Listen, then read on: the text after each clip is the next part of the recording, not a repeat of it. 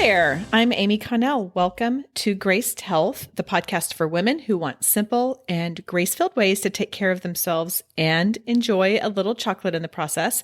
I'm a certified personal trainer and nutrition coach who wants you to know your eating, movement, and body don't have to be perfect. You just need to be able to do what you're called to do. Welcome to another episode of Ask the Trainer, where I answer questions you may have about your eating, movement, or how they all work together in about 5 to 7 minutes. This is kind of the resumption. Is that the right word? I'm not even sure. But anyway, I am resuming this after taking about a 5 or 6 week break, and I am excited to be back in, giving you little bits of nuggets where you can apply these in your own health. Today's question is inspired by a conversation I had with a girlfriend of mine, which a lot of these Ask the Trainers are. We had been talking about different electrolyte drop-ins or add-ins to your water. And she said, well, what's the difference between all of these? So, of course, I put on my little nerdy pants and I dug into the nutrition labels. I want to back up just a second and talk a little bit about electrolytes. When we sweat, we release electrolytes, and primarily we release sodium and potassium. There are other electrolytes that our body needs and utilizes. Magnesium is one. That's something that I have a whole lot of focus on because I get twitchy when I go to sleep. And if you want to know more about this, stay tuned to next week because I'm going to be talking a little bit more about that. Calcium is another electrolyte that has obviously good benefits in our body and has a lot of multiple benefits. But primarily what happens when we sweat is we release the cellular fluid and in our perspiration, and that is in the form of sodium and potassium. If you ever have a white line along your sports bra or maybe along your hat, then you are releasing a lot of sodium in your sweat. You're a salty sweater. I am too. The other thing that is released is that potassium. So when you are talking about having some sort of electrolyte supplement, then those are the two things that you need to be aware of. Now, sodium is something that most of us get plenty of in our diets. Sodium, most people are not sodium deficient. In fact, we have way too much. And so that's not something that I normally look at. However, I do look at potassium, and I want to use 3 nutrition labels and just compare them a little bit so you can kind of get a feel for what is out there and start looking at what you might be using. Now, when I talk about electrolyte supplements, these are things that we typically add to water or we can buy pre-made. There are tons of different variations out there. I know Hammer Nutrition makes some.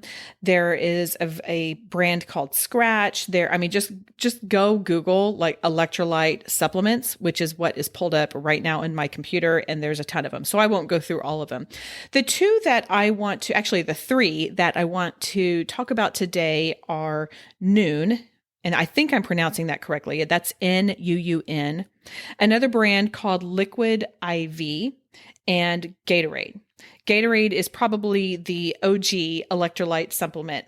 So let's talk a little bit about the differences in the nutrition labels for those. And again, I'm not saying that these are the only ones. These are just 3. And then that way it gives you the tools to discern what is best for you. First of all, let's look at potassium. Nuun has about 150 milligrams of potassium. Liquid IV has 370 milligrams of potassium, and Gatorade has 45.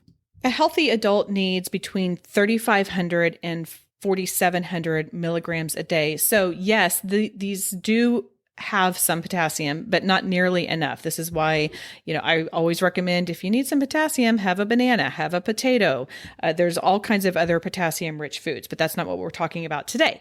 So for the potassium, in these 3 examples, Nuun, Liquid IV, and Gatorade, Liquid IV wins. Now, You have to consider sodium too when you're talking about these electrolyte replenishments, because we often, like I said, we often get plenty of sodium in our diets, and these have sodium in it. In fact, Gatorade, which again is the OG electrolyte replacement, has 160 milligrams of sodium. If you look at Noon, that has 25 milligrams, and Liquid IV has 510 milligrams. Yowzers! The recommended daily value or daily amount for sodium is between 2,000 and 2,500. So that is a pretty significant portion of your sodium. So it depends on what you've been doing. If you have been outside running, hours or miles and miles and miles. If you have a teen athlete who's been outside doing double headers or soccer games, something like that, then maybe that's appropriate. But keep in mind, there's a lot of sodium in that Liquid IV. The other thing to consider when you're talking about these electrolyte supplements is the sugar content. Liquid IV has a decent amount of sugar in it. In fact, I'm looking at the label and it has 11 grams of added sugars, which is the equivalent of about 3 teaspoons of sugar in every serving. And then that's about 44 calories of sugar. So if you are having Liquid IV, then that's something to consider, that you are adding a lot of sugar into your diet. Noon only has 1 gram of sugar, which in my friend's words, she said, well, that's probably why I don't like it as much, which I think is a fair comment to make. And Gatorade has 21 grams of sugar in it. So Gatorade's sugar content is significantly higher. Now, this is the regular Gatorade. Now, there are definitely the G2s and the G0s, and I can't keep up with them all, but you can get less sugar in something, in one of their other products. But you have to keep in mind that that is going to have some artificial sweetener in there. And that is something for you to decide if you are comfortable with or not.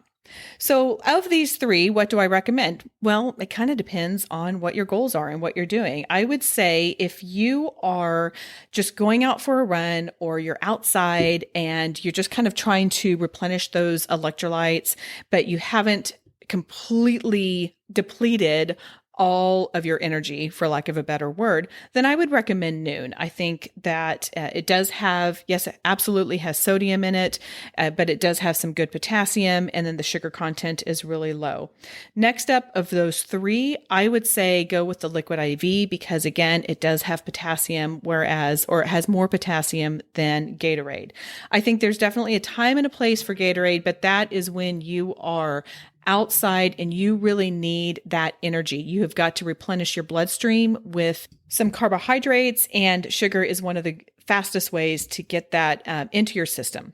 I hope that gives you a little bit of guidance and really empowers you to be able to look at the labels, figure out what is best for you and your unique circumstances. I think all of these have a proper place at the proper time, but I don't recommend downing a whole bunch of Gatorades or downing a whole bunch of Liquid IVs or even the Noons for that matter, because they do have higher concentrations of those electrolytes, particularly sodium, that we don't need too much of. Of course, water is always fantastic, and I always recommend that you get electrolytes and all of your nutrients from the God-given foods that He gave us. But I totally get it. Sometimes we just need a little bit of help, and now you can figure out what is best for you.